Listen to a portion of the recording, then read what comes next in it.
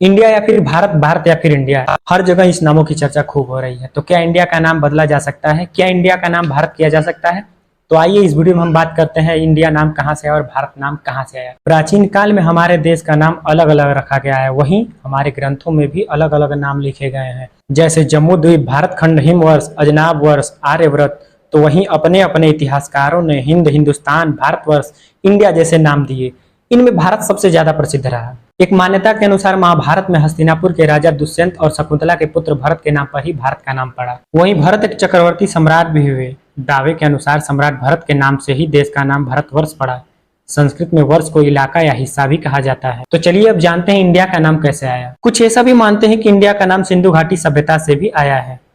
इसे अंग्रेजी में इंडस वैली भी कहा जाता था। इतिहासकारों का मानना है कि इंडस शब्द को ही ठीक करके इंडिया नाम पड़ा। तो वहीं कुछ लोग मानते हैं कि अंग्रेज भारत आए उस समय हमारे देश को हिंदुस्तान कहा जाता था। हालांकि ये शब्द उन्हें बोलने में काफी परेशानी होती थी। जब अंग्रेजों को पता चला कि भारत के इस नाम को लैटिन भाषा में इंडिया भी कहा जाता है, तो उन्होंने इंडिया नाम बोलना शुरू कर दिया।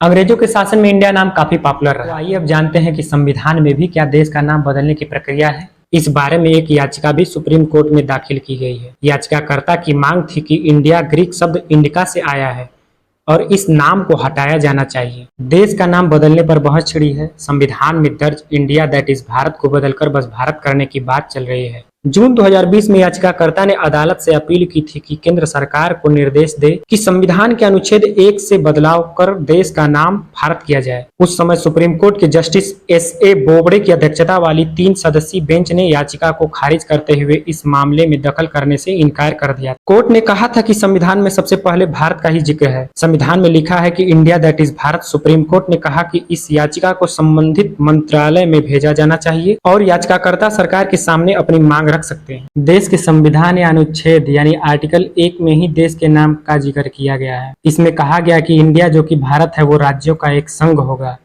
India that is Bharat shall be a union of state. संविधान में एक इकलौता प्रावधान है जिसमें बताया गया है कि देश को आधिकारिक तौर पर पूरा क्या बुलाया जाएगा। इसी के आधार पर हिंदी में भारत गणराज्य और अंग्रेजी में रिपब्लिक ऑफ इंडिया लिखा जाता है। 18 सितंबर 1949 को संविधान सभा के बैठक के दौरान नए बने राष्ट्रपति सभा के सदस्यों ने चर्चा की थी। इस दौरान सभा में कई नामों के सुझाव आए, लेकिन अंत में संविधान सभा ने फैसला किया कि अनुच्छेद यानी आर्टिकल 1 में संघ का नाम और क्षेत्र शीर्षक दिया जाएगा। आर्टिकल 1.1 में लिखा गया कि इंडिया जो कि भारत है जो राज्यों का संघ होगा।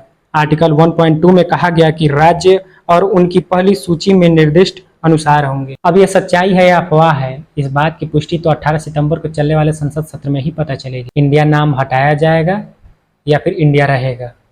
क्या फर्क पड़ता है, इंडिया रहे या हिंदुस्तान रहे या भारत रहे? है तो सभी हिंदुस्तानी ही।